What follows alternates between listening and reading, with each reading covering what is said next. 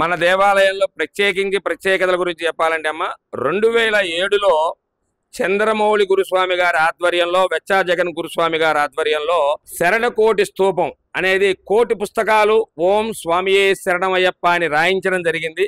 అలా రాయించి మొట్టమొదటిసారిగా మన భారతదేశంలో ఏ అయ్యప్ప స్వామి దేవాలయంలో లేని శరణకోటి స్తూపాన్ని మన దేవాలయంలో 2007లో దాన్ని స్థాపించడం జరిగింది.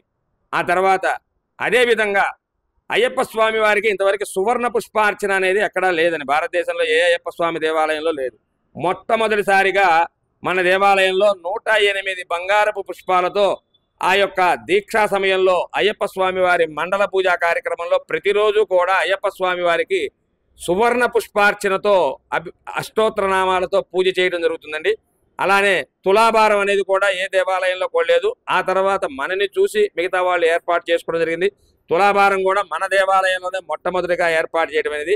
ఇలాంటి ప్రత్యేకతలు వైరా అయ్యప్ప స్వామి దేవాలయంలోనే ఉన్నాయని చెప్పడానికి మేము చాలా గర్విస్తున్నామండి.